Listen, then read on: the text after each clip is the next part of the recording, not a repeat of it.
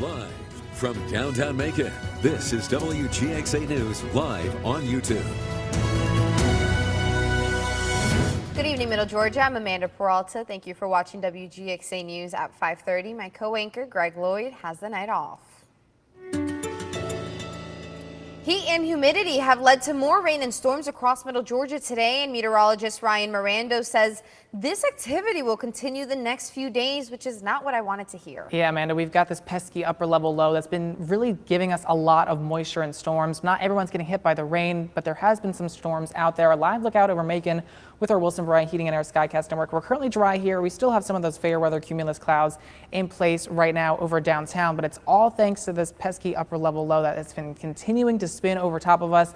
And this is still going to be the pattern for the next few days, but notice all the activity here, even over the Carolinas, still getting a lot of storms out for then. Not everyone is seeing the rain right now. We've got one storm that's moving through Twiggs County, just north of I-16, that's moving into Wilkinson County, so over Jeffersonville right now. And there is more organized activity that's setting up over moving towards Lamar, Butts, and Upson County here over the next half hour, but it still will be very hit or miss exact for the storms for tonight. 82 degrees at 7 o'clock and temperatures cool into the upper 60s through the overnight hours. Tomorrow, though, it's the start of something new. I'll break down the details coming up in your full forecast. Amanda. Thank you so much, Ryan. Now is a great time to download the WGXA weather app, or if you already have it, make sure to update the app. There are some exciting new features that will notify you of lightning strikes nearby and rain updates for your location. Ryan is back in less than 20 minutes with your 10-day forecast. Bibb deputies are looking for the suspect who shot and killed a man early this morning. Deputies responded to shots fired and a person laying in the road on Lawton Avenue just before 2 this morning. The man was pronounced dead by Deputy Coroner Lonnie Miley, and authorities haven't released the victim's name yet. If you have any information that could be useful, give BSO or Macon Regional Crime Stoppers a call. A Houston County man sentenced to life in prison with a chance of parole after he was convicted of murder. The Houston County District Attorney's Office convicted 23-year-old John Gollett in the shooting death of 24-year-old Christopher Mast on July 4th back in 2021. Testimony from the case says Gollett was staying at the Motel 6 on Watson Boulevard when he heard Mast and his girlfriend fighting in the room next door. They say Gollett followed Mast to a secluded area of the parking lot and shot him 3 times, killing him. Gollett argued self-defense in the court, but the jury found that he was the aggressor. He was convicted of malice and felony murder and aggravated assault after 5 hours of deliberations. And in Butts County, deputies say this man was caught red-handed burglarizing a construction site. Deputies say they suspected a man was breaking into homes under construction and removing electrical wiring. Last night, deputies were patrolling the area and say Bruce Bennett of Jackson was removing electrical wiring from a home again. He is now in a Butts County jail facing theft charges. Well, despite a recent shooting, the Hummingbird stage and tap room won't be facing any punishment for the violent act that happened in front of the establishment. Bibb County investigators say they don't believe the 2 men involved in the shooting were ever inside the bar. The owner, Tim Ogogoner, also owns 20's Pub, whose liquor license was recently restricted, and the former Thirsty Turtle, which was shut down due to violence. But county officials tell WGXA News they aren't having any immediate conversations about the Hummingbird stage and tap room following Sunday night's shooting. Environmental cleanup crews were on the scene after a fire began in Dodge County at an aerospace facility where numerous fire departments and public safety agencies responded. Our Gloria Ruth Finney tells us more about the concerns following the blaze. I mean, this isn't the first time this has happened, so I'm really not too sure what's going on over there. Jay Vanden Bosch is an aviation student living just down the street from where environmental crews were still on the scene today after the Sunday morning fire. He says this is the second fire to happen at this Valent Surface Technologies location in Dodge County.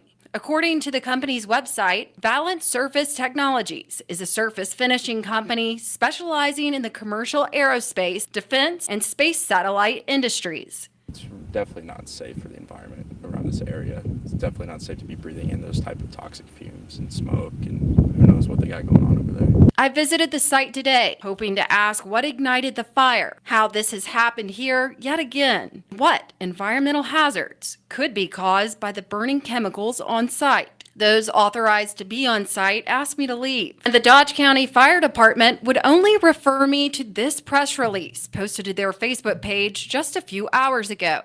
It says multiple agencies are on scene to begin response efforts, with the EPD and EPA on hand to assist with planning, testing, and restoring the facility to normal operation. Adding soil and water testing will be done periodically to confirm if there is any threat to public health or if environmental impacts exist. I mean, these fires, it's just kind of weird. This is not the first time that this has happened. In fact, the fire from March of last year sparked a 7-month-long investigation by the Georgia Environmental Protection Division.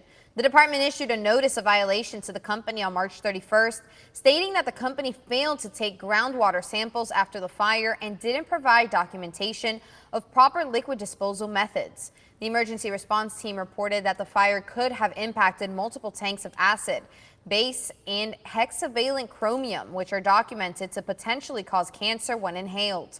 Luckily, the company paid to take soil samples from the site concluded that none of those substances were detected to a reportable amount. We'll take a look at this. An overturned semi closed down all lanes of I-75 northbound at exit 167 this morning. The Georgia Department of Transportation says it happened around 11:30 and lanes reopened around 2 this afternoon. The Bibb County Sheriff's Office says there were only minor injuries reported. New at 5, it's a story we've been following for months. New life for the old Macon Mall. Today, that plan is coming to life. Carlos Stevens was there for moving day for Bibb County's Board of Elections. And Carlos, not just a new home, but they say will bring something else as well. Amanda, that's right. And with this move, they're hoping that it will increase people coming to the polls to vote. Not have to be standing outside in the elements for early voting. We think that's a plus. That's just one of the positives. Board Election Supervisor Tom Gillen believes will come from moving from Pionono Avenue to the Macon Mall.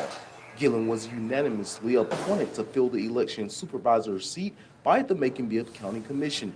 That came after the resignation of former election supervisor Janetta Watson. Now, the Board of Elections is just one of several county offices moving into the old mall. It's a plan Macon-Bibb Mayor Lester Miller has been working on for months. The renovated building will eventually house other county departments along with new courtrooms, the world's largest indoor pickleball facility, and just outside will be the new 10,000-seat amphitheater. The Board of Elections is the first department to move. The new office is in the old Sears building on the bottom floor. Gillen says voters can expect a faster process once their move is complete. We will have new poll pads to simplify the process a bit and should speed up the voting process for the voters. With the election season approaching fast, Gillen says they are always looking for help. We are always taking applications for poll workers, and you're always welcome to just to drop by and fill out an application. But in the meantime, movers are focused on getting the new location set for voters to have a quick and efficient experience. Now, Gillen went on to say that they hope to have a grand opening right here in the Macon Mall in the coming weeks. For now, we're live in Macon. I'm Carlos Stevens, WGXA News. Amanda? Yesterday, WGXA revealed people are swiping that piece of plastic more and more, carrying a record high credit card debt. So we took a local look at how much mid-state families owe and what some are doing to cut down on the debt. And while you're watching, we want to know if you're among the many that are using credit cards more than you used to. Scan the QR code on your screen to answer our interactive poll, and you'll see live results as they come in during our coverage. Call it the credit card crisis. They are panicking, thinking that, we're not going to have it, or I don't have enough money, and they're using their cash money or their paychecks to pay for other things, and they're using their cards to pay for food. It's the phenomena that the Federal Reserve says has totaled to over $1 trillion, all in credit card debt. And chances are, you're probably among the statistics. According to the Federal Reserve, over 52% of Americans have some type of credit card debt. Nikki Pascal is no stranger to paying off her bills, but recalls a time when she was once in the red. I think I was in the 12th grade or just about to finish high school. I was getting applications, and I thought it was a big thing. And when I went to college, there's a lot of college students, same thing. They're not thinking, and they don't have parents or people in their older people in their family to teach them to be patient. It's a scenario that Megan Santorum from Bonus.com, a company that did a nationwide study on credit cards, says is appealing to Americans who think they're getting a good deal.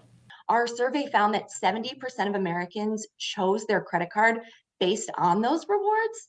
So while it may seem like, oh, I'm getting cash back each month, or I'm getting these points to put toward travel, that may sound really appealing. But if you're then turning around and using those credit cards and unable to pay off your monthly balance, you're racking up a lot of interest. With inflation and APR rates reaching record highs at 22.15%, according to Wallet Hub, more Americans are choosing credit instead of debit. So we're seeing this growing reliance on credit cards. Obviously, a lot of Americans are struggling to make ends meet right now. It's a lesson that Pascal thinks people should think twice on before reaching for the plastic to make a purchase. Cut it up. Don't fill out the application for it. Be patient. Things are going to happen the way they need to for you. Have a job. Balance your money. Purchase what's needed, not what you want. And here are your answers so far. Now, 44% of you say that yes, you have been using these credit cards more often this year than a year ago. 27% say no, that is not an item for you. And 29% say it's about the same as a year ago. And for the first time in a year, home builders are feeling good about the housing market. The National Association of Home Builders Monthly Confidence Index rose 5 points to 55 this month. The trade group said today this as mortgage rates hover around 6%, prompting people with mortgages to stand pat, opening a lane for buyers to seek new builds. All the while, the Federal Reserve is hinting that the market might be on an upswing. We now see housing putting in a bottom and maybe even moving up a little bit. We're watching that situation carefully. I do think we will see rents and house prices filtering into housing services inflation. The NAHB seems to agree, noting that the feeling is that the Fed is nearing the end of rate hikes, putting builders in a good position to expand housing supply. The search for a missing submersible carrying 5 passengers ramped up on Tuesday. Multiple countries are now assisting the U.S. Coast Guard with the mission. Molly Line has more. I would tell you it's a unique operation. It's a challenging operation. The U.S. Coast Guard and Canadian forces expanded their search for a missing submersible and its passengers Tuesday. The Titan sub was on its way to tour wreckage from the Titanic on Sunday when it lost contact 900 miles off the coast of Cape Cod. Crews now focusing search efforts on deeper waters. Today, the vessel Deep Energy, a 194-meter pipe-laying vessel, arrived on scene with underwater ROV capability.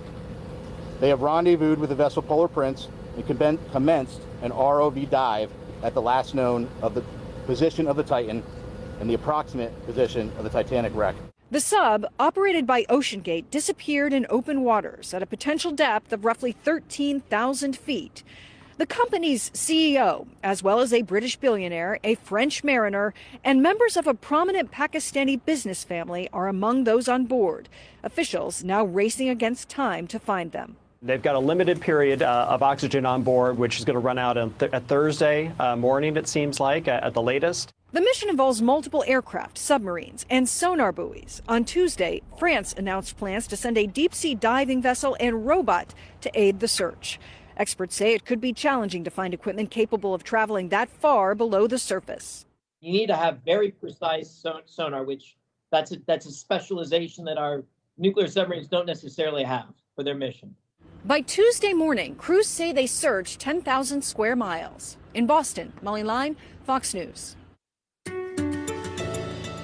Tomorrow is the start of something new. It is the new season. The summer solstice occurs tomorrow at 10:57, marking the new summer season. Now, what this really is Earth is tilted on its axis, and during the June solstice, the northern hemisphere where we live is tilted towards the sun, and so the direct rays are right over the Tropic of Cancer. That gives us the warm weather and more of the daylight. So tomorrow does start the summer season with more of that warm weather. However, it also marks that our days are going to be getting shorter after the summer solstice as we begin to approach fall. Tomorrow, though, it's really not going to feel like summer. Showers and thunderstorms around throughout the day with that upper level low, and temperatures really only in the upper 70s and low 80s. Our average high for this time of year is normally in the low 90s. So it's really not going to feel like summer tomorrow. And of course, you will want to grab the rain gear. It's another yet again wet day tomorrow. Here's what it looks like right now on satellite and radar. Still a lot of activity right now over the southeast. A lot of us aren't seeing a ton of the rain, but there are a few isolated showers and storms on the radar.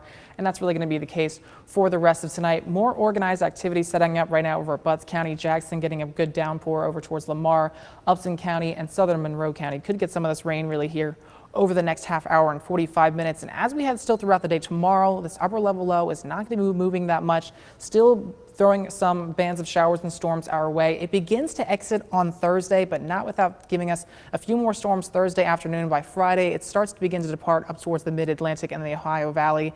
And then we'll begin to dry out, but rain chances really aren't going to be zero for the next 10 days or so as this begins to pop out. And we could still get 1 to 4 inches of rain over the next few days until Friday with all the showers and storms around. So we could even see some localized flooding if we get a heavy enough downpour in a prone area to flooding. For the rest of tonight, though, we could have a few of those showers and storms around. Overnight lows will be into the upper 60s, 68 in Macon, 66 in Monticello, and 67 degrees in Perry. And tomorrow, a few of those scattered thunderstorms around the high, only 81 degrees. So grab the rain gear tomorrow just in case if you get one of those storms that fires up over top of you. And also a lookout over the tropics. We still have Tropical Storm Brett here right now. This is winds of about 45 miles per hour, but we're also watching the second area that could become Cindy as these continue to move westward, and they're in an area of some high wind shear, meaning these likely won't intensify that much over the next few days. We'll stay at tropical storm status as this gets towards the Lesser Antilles and moves into the Caribbean. I'll keep an eye on it to let you know where it's headed after that. So in your 10-day forecast, tomorrow it's the first day of summer, not really feeling like it though with those rain and storms around, the high 81 degrees, and we'll really keep that pattern on the day for Thursday as well with widespread rain and storms around 83 degrees. Friday we begin to dry out, but not really entirely. Some scattered PM storms again, 86 degrees. Notice the high is 92, so we're well below that. But heading into the weekend, it's looking better, which is some great news. It's hot and humid though. Temperatures back into the low 90s. Rain chances aren't zero, but a few of those pop-up storms by the afternoon. Most of us stay dry, and then we'll stay into the low 90s with a few of those PM storms as we head into the early portions of next week. And lastly, here's your Harrison's Body Shop Fish and Game forecast. Peaks at 5 a.m. and 4:40 p.m. Amanda, back to you. Atrium Health Navison and Central Georgia Technical College are taking steps to make sure the Warner Robins community has more health care options. The two breaking ground today on a $1.2 million new health and wellness center. Atrium and CGTC say the center will streamline a system to foster the health of students, staff, partners, and neighbors. Here in Warner Robins, this development of this athletic complex and the Atrium Health Navicent Field that will be at the Sonny Watson complex is an extension of a partnership that we announced just last month, where we're expanding our student health services onto the three campuses of Central Georgia Tech. CGTC's second season of club football will be played at the complex this fall, and there are additional plans to add club soccer in 2024 along with other wellness activities in the future. The facility will also feature an all-weather track. Good afternoon, everybody. I'm Gary Thigpen, and I'm again here at the Bibb County Animal Services here in Bibb County, and I'm joined again today with Elvin and Audrey, and we have a special dog we're going to introduce to you today. And who are we going to be talking about? This is Mr. Muscles. Mr. Muscles. Okay, he's 4 years old, 67 pounds of pure muscle. He's a marshmallow. He is a loving dog, sweet, playful. For his age, very, very healthy. And he's a cuddle bug. That's all he is, a cuddle bug. He's already fixed, so he is ready to go as soon as somebody gets approved for him. So I was told by Elvin a few minutes ago that don't let him intimidate you. He's a big dog and everything, but he is a very, very sweet dog. And as you can see, he's a licker, he's a lover, so he would be great for you. And if someone would like to adopt Mr. Muscle, how would they do that, Elvin? They can call me at 478-972-4975 or reach us through Facebook. Wouldn't you like to have Mr. Muscle added to your family edition? You can do that today. Let's go ahead and get online or the phone and do that. And thank you so much, Elvin and Audrey. Well, spectators at the 2024 Paris Olympics may have a new way to travel in the City of Love. German company Velicopter said on Tuesday it is confident it will be ready to fly passengers in its electric air taxi Velocity during the Paris 2024 Olympics. If it gets certified, there will be a barge on the sign, oh, I am definitely not French, that will serve as a vertiport the air taxi to land in the vicinity of the Olympic Games. There's absolutely no fear that we cannot be certified in 24. Can it be that we miss the Olympics? Yes, we are humans, we do mistakes, and it's a very challenging timeline. Do we believe we can make it? I'm absolutely convinced we can make that. Right now, the Velocity can take one passenger at a time because of battery limitations, but that the company would create air taxis with more seats in the future. Only one person. Only one person? Seems a little counterproductive. Yeah, why would you fly a whole airplane to be like one person? I mean, Uber's doing their helicopters. You know, they can ship food to you in a helicopter. Have you seen that? No. You haven't heard that? No, that must not be a thing. I would get a Macon. pizza delivered in yeah, probably not in Macon, but I would get a pizza delivered with an helicopter. Okay, so I need to know before we go, the Paris 2024 Olympics are the Summer Olympics. What is your favorite Summer Olympics sport? Ooh, you know, I feel like I love the beach volleyball, but who doesn't love beach volleyball? Fair. Or like okay. swimming. I did a lot of swimming in high school, so like swimming maybe, but like we do love a beach volleyball moment. I love gymnastics. I think gymnastics. Oh, I takes do the love cake for me. gymnastics too. I actually also did gymnastics like in my preteen years, I I guess. feel like I could see that. I was like, ooh, I did all the flips and stuff. I did everything. Oh my God. That's it for WGXA News at 5:30. We invite you to join us at 6 on ABC 16. Like and subscribe. We'll see you there.